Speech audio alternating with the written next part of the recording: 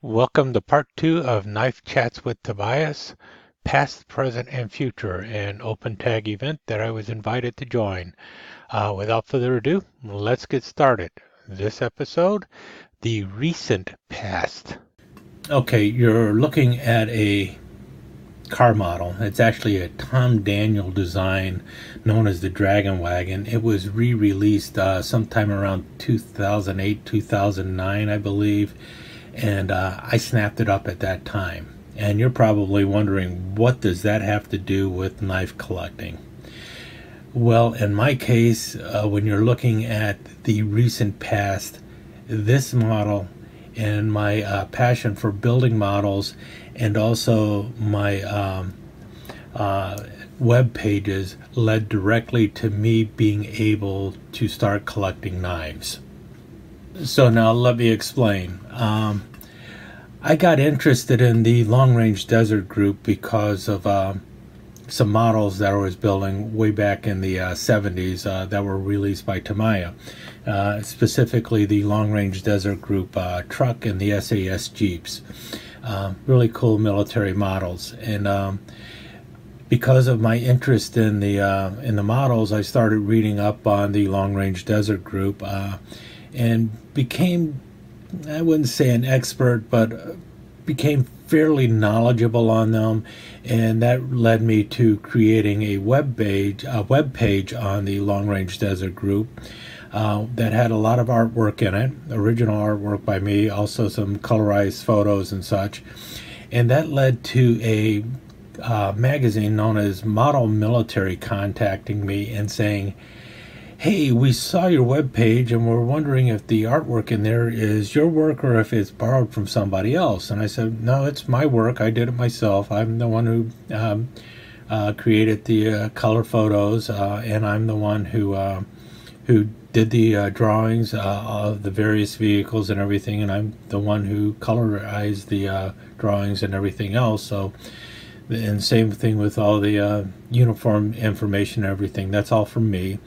And they said, "Well, we would like to use that in a magazine article, and we're wondering if you could write it for us."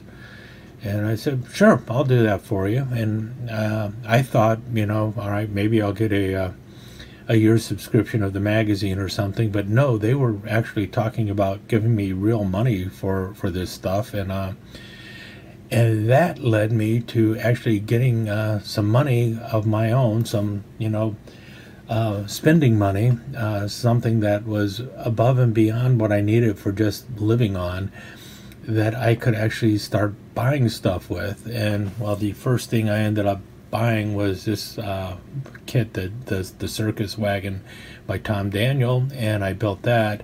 And then the next thing I ended up buying was a knife that I wanted to own because it had been stolen from me a long time ago and never could replace it. And so we take away the model and we bring in the knife. It's the only fixed blade you're going to see. And this is an Air Force survival knife. Now, the original one I had was by Camillus.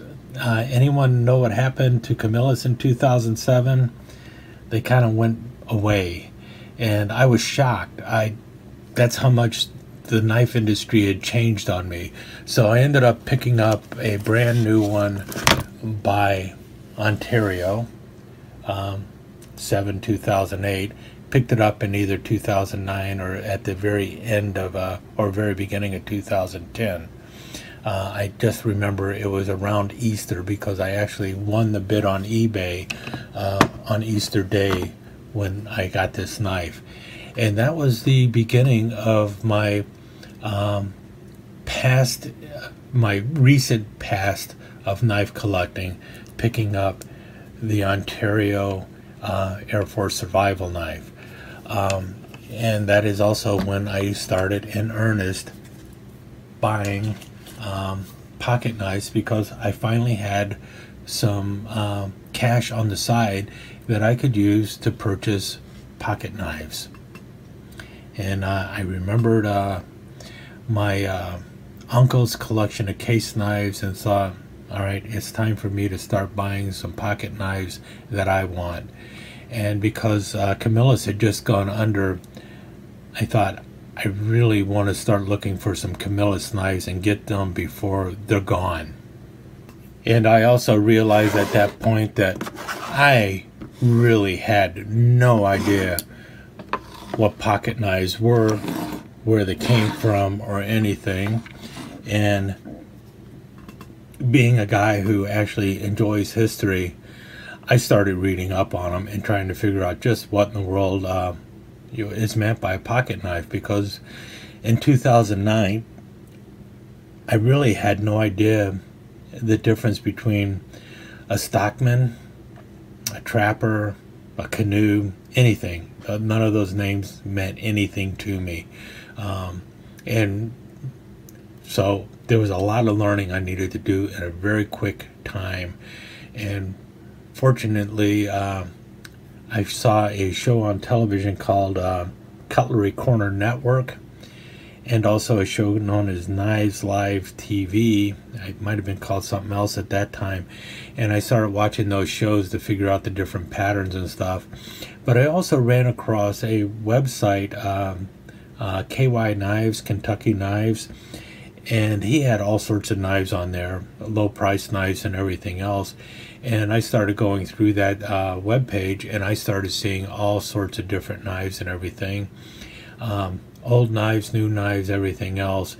And really what I started looking for mainly were the knives that I knew, which were the like the old Boy Scout knives, and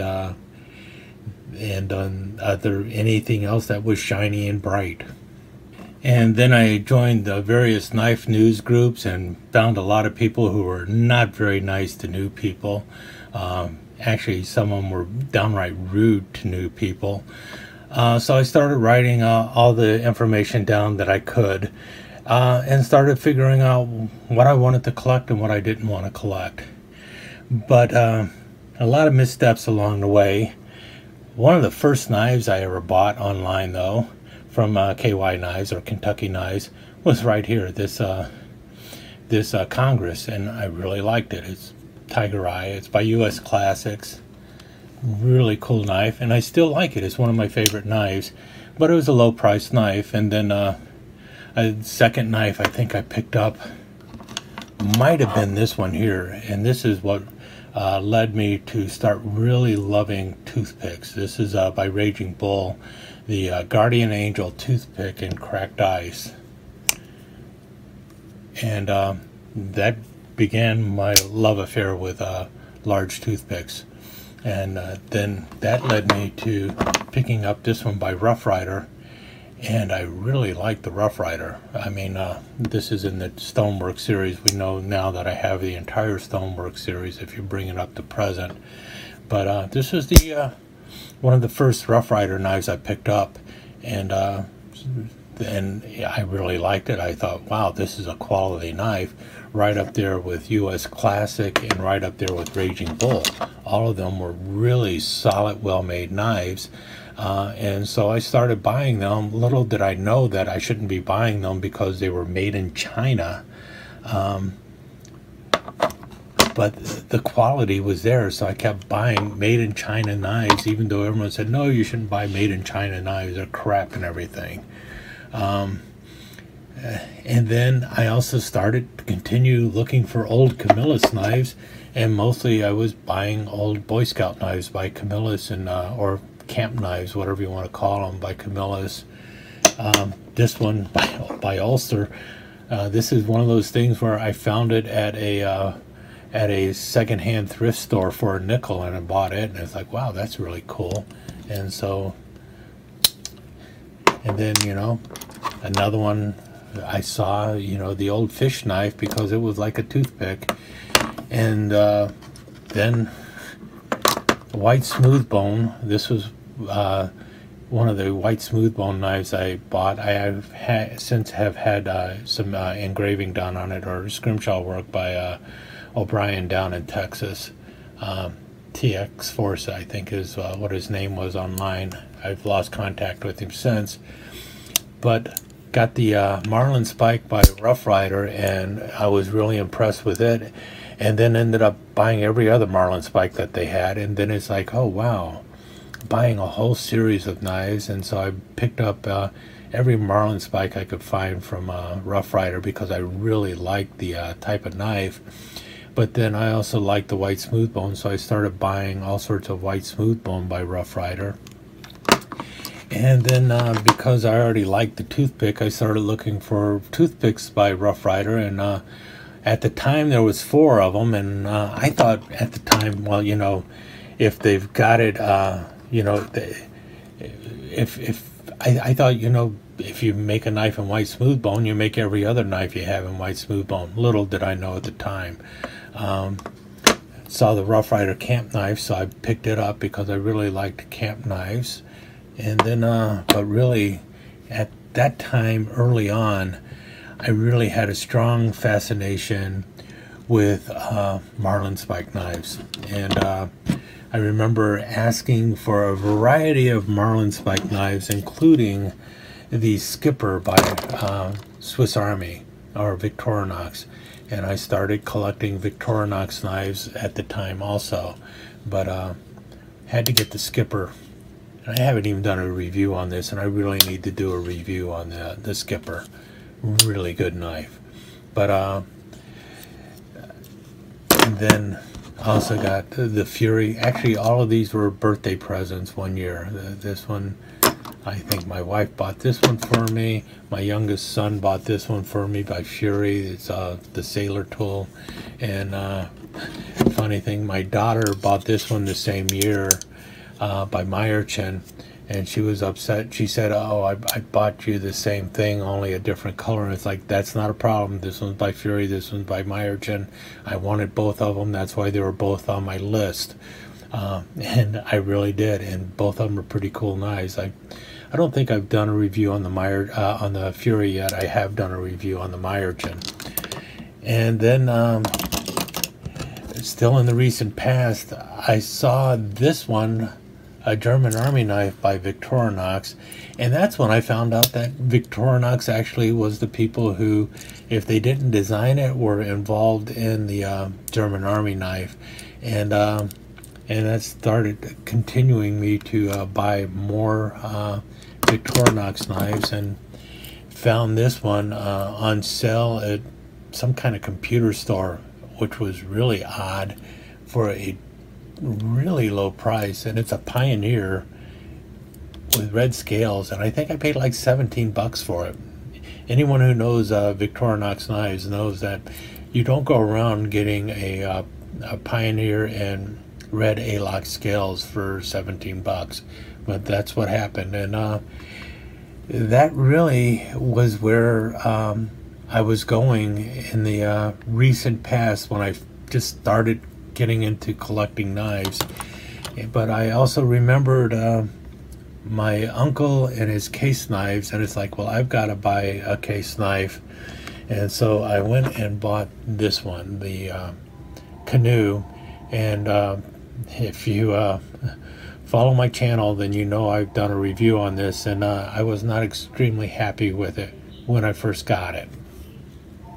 Now, I had bought the knife off of Amazon, and the problem with it was when you opened the blades, everything was fine. But when you went to close the blades, if the small pen blade was already closed, this blade, the main master blade, would hit it and it would not close. You had to actually have this blade all the way open, close the master blade, and then you could close the pen blade back again, because it was just so screwed up. The blades were actually crossed. I had to contact Case and tell them what was going on. Then I had to send the knife back to them. I actually lost money on the knife because of the postage, because they did not they did not reimburse me for the postage of sending a bad knife to them.